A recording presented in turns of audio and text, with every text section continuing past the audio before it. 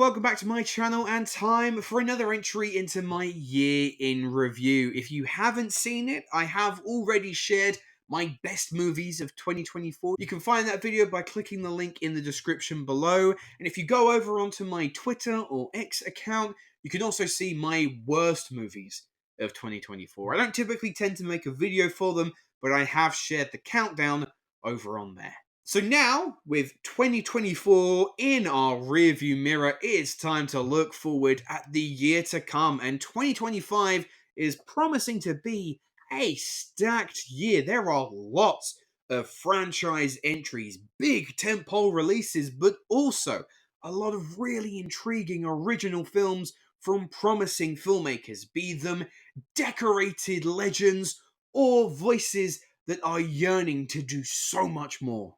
I do want to preface this by saying that all of these films in this countdown are expected to have release dates in the UK in 2025.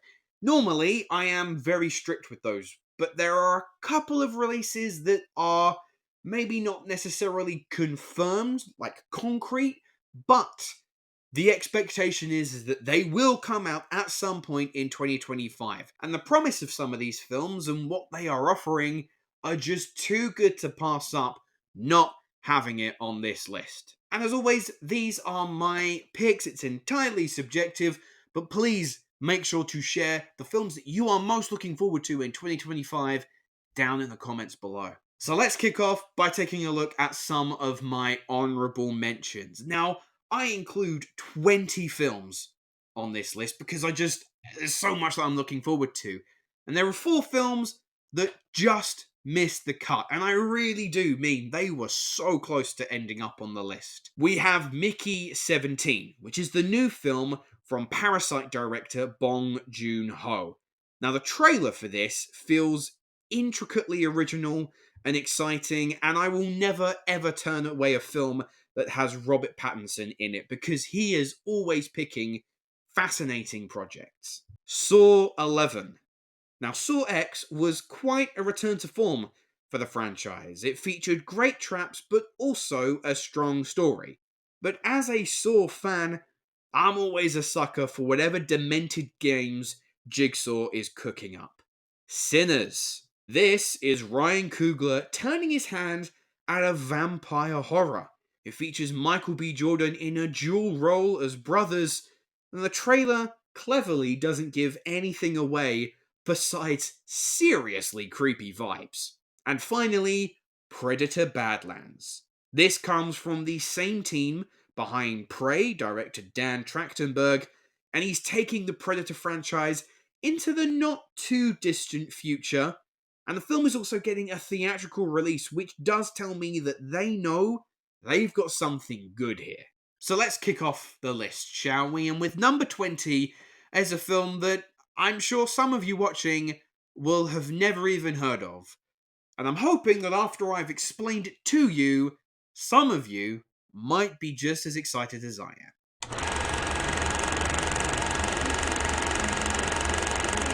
Number 20 is The Life of Chuck. It's the newest film from Mike Flanagan, who is actually now stepping away from horror and detailing the epic odyssey of just a normal man named Charlie. It features an all-star cast, the likes of Tom Hiddleston, Karen Gillan, Mark Hamill, and many, many more, including some of the familiar faces that we see pop up in all of Mike Flanagan's work. The Life of Chuck has already debuted at a couple of film festivals, and in those festivals where it's screened, there are many saying that it's Flanagan's best film.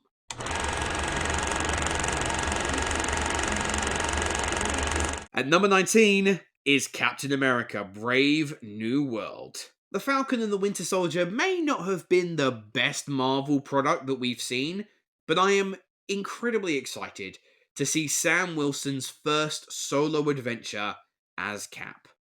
Now, this film is presenting to be more of a grounded tone and a direction similar to the Winter Soldier, so that has me really intrigued.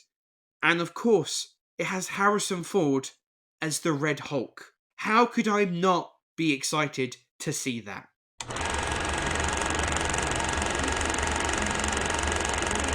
At number 18 is Edgar Wright's remake of The Running Man. Edgar Wright is a filmmaker that I will ensure I am there opening weekend to see whatever new release he has in cinemas. And remaking The Running Man, which is an Arnie classic, yeah, I can't wait to see his own spin. Glenn Powell is a bona fide star at this point, so getting his own action vehicle, well, yeah, of course that's gonna be good.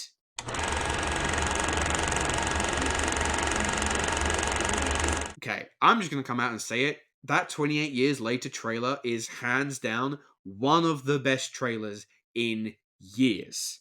Now, controversially, I only like 28 Days Later. I thought it was a very well made film, but I'm not as obsessed with it as I know a lot of people are.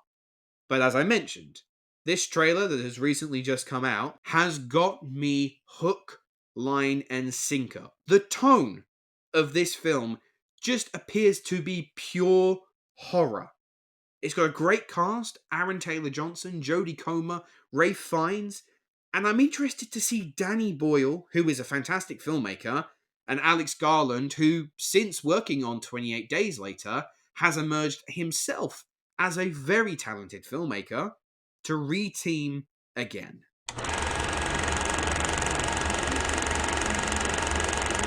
Live from New York, it's Saturday night. I've always wanted to do that.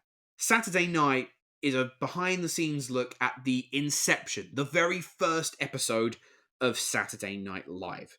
It features a fantastic cast full of young, great talent who I'm sure are going to go on to do a boatload of incredible things.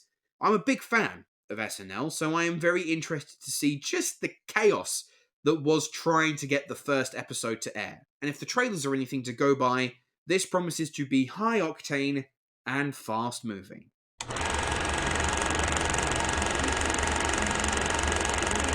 Michael is the long awaited Michael Jackson biopic. And as I mentioned in this same video from last year, I took Wicked and I said that this was going to be probably one of the biggest hits of the year. And I'm ready to make the same claim over Michael. Come the end of the year, Michael will be one of the biggest films of 2025.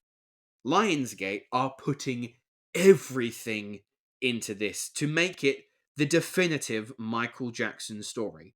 My only hope is that it's not sugarcoated. I want to see everything about Michael Jackson's life, both the highs and the lows. In fact, it could take a leap out of one of my favourite films of the year, the story of Robbie Williams' Better Man. So if it can deliver on the story, I'm really hoping that it can just deliver on the presence of Michael Jackson.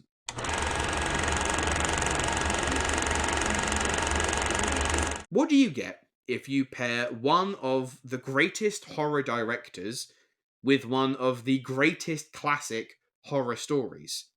Well, you get Guillermo del Toro's Frankenstein. It stars Oscar Isaac, Jacob Elordi, Mia Goth. I don't really have much else to say about the film, partially because we don't have any promotional material available, but just from concept alone, this is the film that I feel like Guillermo del Toro was destined to direct. It is a shame that this appears to be a Netflix release, so I'm praying to the streaming gods that they are kind and also give this a brief cinematic release too.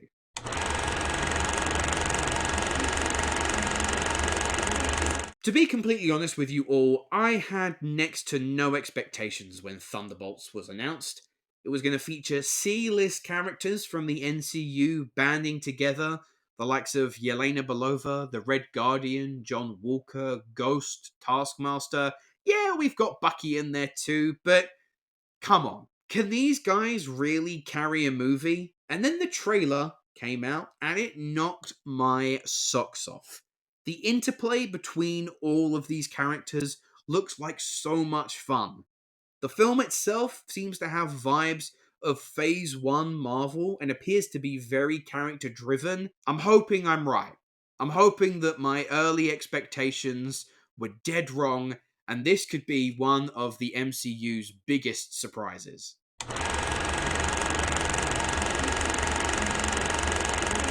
I miss the art of a parody movie. I know that recently the Wayans brothers have announced that they're reteaming for another scary movie, but there hasn't been a good slapstick, dumb parody movie in a long, long time. So that's why I'm incredibly excited to see the team behind The Lonely Island and Liam Neeson remake The Naked Gun. Yes, Frank Drebin is back.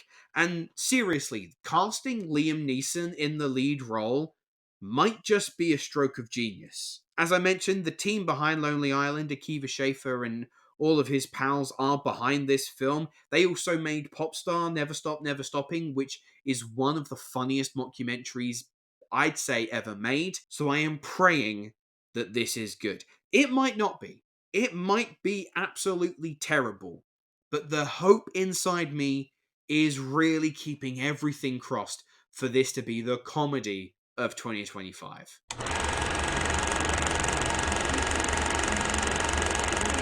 The first animated How to Train Your Dragon is one of the best animated films of the 21st century. Now, with the inevitable live action remake, I'm aware that people have their concerns. However, this live action remake also has the same director as the animated original. And throughout all the interviews and just general vibe, he is ensuring us that he will take care of this film. And if there is anyone that I want to see tackle How to Train Your Dragon again, it's the guy who nailed it in the first time. The cast they've put together is awesome. It's incredible that they've managed to get Gerard Butler to reprise his role as Stoic, but it also makes the most sense in the world. The teaser was great. I got goosebumps when that score came in, and I genuinely think that if they are able to replicate the amazement of watching the test drive sequence for the first time, then we are going to be absolutely fine with this live action remake.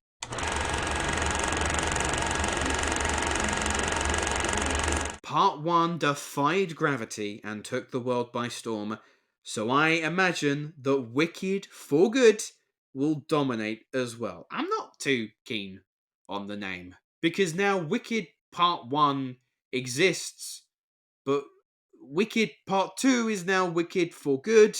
So, where is Part 2? It's Mission Impossible Dead Reckoning all over again. If I'm being completely honest, the times that I have seen Wicked on stage, I have actually thought that the second half of the musical was usually the weaker half. But I also trust, having seen what they were able to accomplish in the first film, that John M. Chu, Cynthia Erivo, Ariana Grande, and the rest of the team are going to ensure that this second half, this conclusion to the story, will not miss. I'm excited to see more of Elphaba and Glinda's interactions, as well as the promise of some new songs too. Will it be as big as the first? I honestly don't know, but seeing how well this is done and how excited people are for the second part, I am inclined to think that Wicked for Good is gonna be one of the heavy hitters of 2025.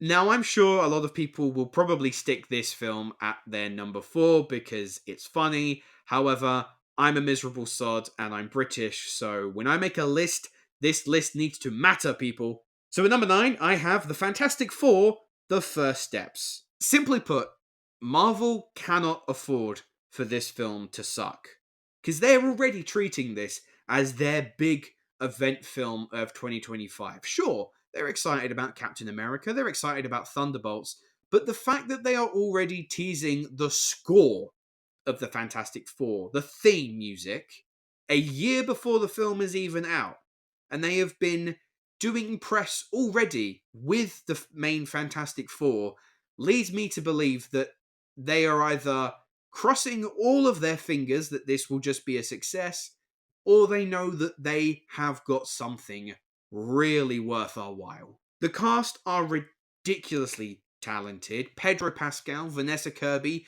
Eben Moss-Bachrach, and Joseph Quinn. They're also throwing in the Silver Surfer and Galactus, please, please don't be like The Rise of the Silver Surfer. The film isn't terrible, but its depiction of Galactus really is. I'm also digging that the film appears to have these retro 50s vibes, almost akin to like an Incredibles, which, considering The Incredibles is not just my favourite animated film of all time, it might be among my favourite superhero movies of all time. But the Fantastic Four: The First Steps, from everything I'm hearing about it, promises to be a unique entry into the MCU.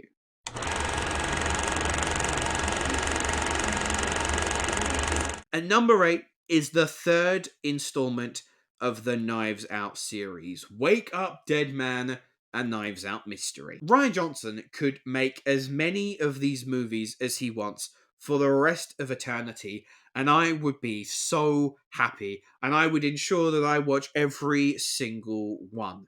I can't wait to see what hijinks ensue as Daniel Craig returns as Benoit Blanc with another stupidly talented ensemble behind him. I know nothing about the story, I have no idea what to expect, besides an initial claim that this film is going to be more of a horror, spooky kind of vibe.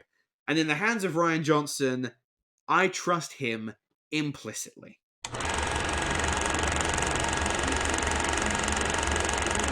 Your mission, should you choose to accept it, is to go on another cinematic spectacle with Tom Cruise and perhaps his final outing as Ethan Hunt. And if that is the case, if he is not going to reprise this role, whatever the outcome may be by the time the film ends, I can guarantee you right here, right now, that Tom Cruise and Christopher McQuarrie are going to pull out all of the stops. I mean, just look at the trailer. The dude is hanging off of a biplane as it does barrel rolls in the sky. This man is willing to die for our entertainment, and I don't think we highlight that enough. I'm sure we're going to be dazzled by all of the spectacular set pieces, because just like the previous entry and Top Gun Maverick and seemingly now everything that Tom Cruise does, this is made to be seen on the big screen.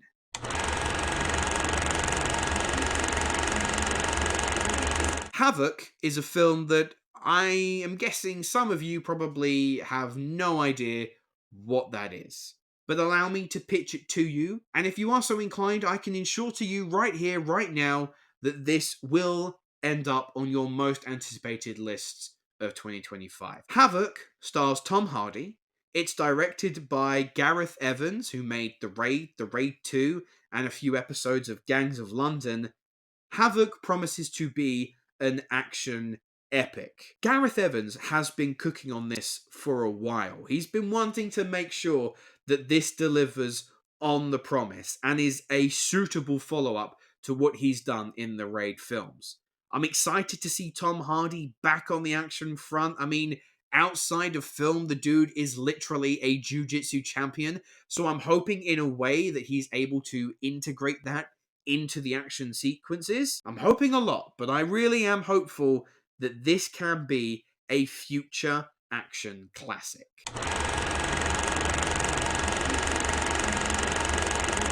Nosferatu just about sneaks in to the UK 2025 calendar. I had it all lined up for my most anticipated films of 2024 a year ago, and then right at the last minute, the UK announced that nope, instead, this is going to be releasing on New Year's Day. So, of course, it is going to qualify now. Robert Eggers telling an iconic gothic horror story. The cast is just an embarrassment of riches. Bill Skarsgård, Nicholas Hoult, Lily Rose Depp, Aaron Taylor-Johnson, Emma Corrin, Willem Dafoe, just to name a few. From hearing a lot of the reactions from over in the States, of course, Eggers has cooked up some perverse, nasty shit.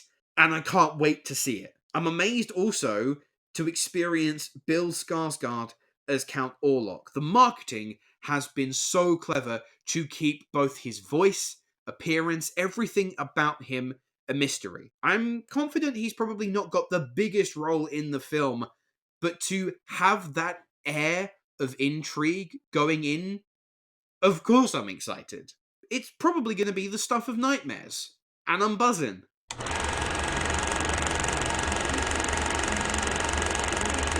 This is the reason why films are the way that they are nowadays. And that is because of James Cameron. Yes, we don't have to wait 11 years this time. We only have to wait a few because Avatar Fire and Ash comes out at the end of 2025. And following on from The Way of Water, James Cameron proved he still has what it takes. He's still got that gas. And from that point on, I am always going to be excited for new Avatar films. Because every time they roll around, it feels like an event. Watching an Avatar movie on the big screen, IMAX if possible, this is cinema operating at the highest level imaginable. The story and world expanding even further as we are introduced to new tribes and explore new corners of Pandora. I can't wait.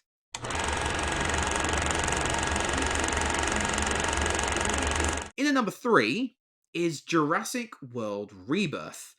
I do want to provide some clarification here, because in 2022, winding up on my worst movies of the year list was Jurassic World Dominion, and in my review for that film, I said that I've really begun to lose hope in any Jurassic Park or World films. It just feels like that magic has gone. So I'm sure many of you are wondering to yourself, why on earth do you have the next entry, the next chapter in the Jurassic World story?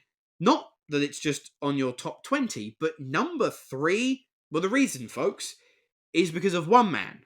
And that man is Gareth Edwards. And I dub Gareth Edwards, I have said it before, I dub him as the modern day Spielberg. He always endeavours to shoot as much practically as he possibly can. And if you tell me that he's looking to shoot as much of a Jurassic World film practically, I am so flippin' excited for that. He's proved himself with Rogue One. He's proved himself with The Creator, which was one of my favourite films of 2023. A criminally underseen film as well. He's managed to assemble an all-star cast: Scarlett Johansson, Jonathan Bailey, Mahershala Ali, and has admitted that this is going to be telling a brand new story. The Jurassic World movies, they happened. This is going to be telling something new. And with Gareth Edwards at the helm, promising that this is going to go back to its roots and deliver on that level of spectacle that Spielberg did back in 1993, please, please let this be good.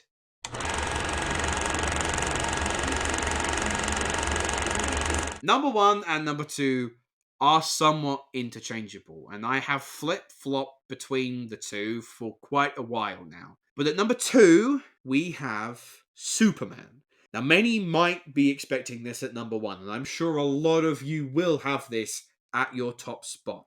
Now, don't get me wrong, I am ridiculously excited to see James Gunn really get the ball rolling with his DCU. The trailer that came out a few weeks ago was the perfect introduction. It gave me all of the goosebumps in the world, and it looks to be very comic accurate. But, most importantly, I like that the film is presenting Superman as a beacon of hope.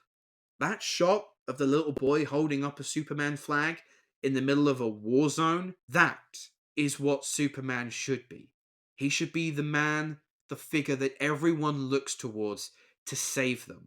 Superman shouldn't be starting fights, he should be saving people. And I do say this as a gigantic fan of Man of Steel. I'm intrigued to see how the new cast are going to settle in. Rachel Brosnahan as Lois Lane, Nicholas Hoult as Lex Luthor. My only wish is that the film isn't too crowded. We see a Green Lantern, Hawk Girl, Mr. Terrific. I'm fine with planting some seeds for the DCU to expand and grow, but ultimately, this needs to be telling a Superman-centric story.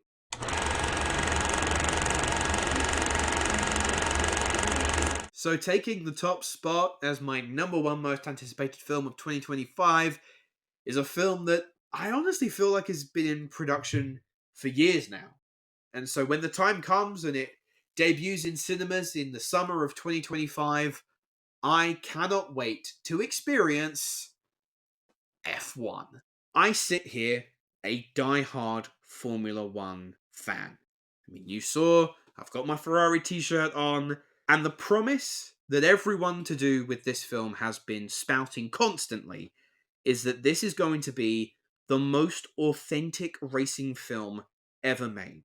I mean, quite literally, they have strapped high-performance cameras to these custom-built cars funded by Mercedes and had stars, Damson Idris and Brad Pitt, actually driving them among other Formula One racers. Of course, this has to come from the director of Top Gun Maverick, who did a similar thing with the actors in that film by getting them in actual fighter jets. I'm also impressed of just how immersive and authentic the film is attempting to be by integrating the actual drivers themselves to appear in the film. Okay, they're probably not going to have that much of a consequential role and just appear, but at least it's treating it seriously. It's not appearing like it's in some other fantasy world. We're going to see Lewis Hamilton, Max Verstappen, Charles Leclerc. They filmed it literally over years so they can appear in actual Grand Prix weekends. But as a film fan and a Formula One fan, this film is just speaking to me on so many levels that it deserves to be number one on my most anticipated list. And so there we are. F1 is top of my list as the most anticipated movie of 2025. But those are just my thoughts. What are yours? Share your most anticipated films in the comments below. So that almost wraps up my year in review of 2024. As I've mentioned already, my best movies of 2024 video can be found on my channel. There's a link in the description too, and if you'd like to see what my worst movies of 2024 are, then head on over to my Twitter or X account, and you can find that listed there as well. And hopefully coming over the next few days will be my supercut edit of the year that was 2024. I always have so much fun making videos like this, and I'm really excited to show you guys what I've put together here. But that is all the time we have for today, so thank you very much for watching. Make sure to like and subscribe, and I will see you in the next video. Hello, thank you so much for watching. I hope you enjoyed the video. If you have, make sure to click that like button, and if you aren't already, click that subscribe button too.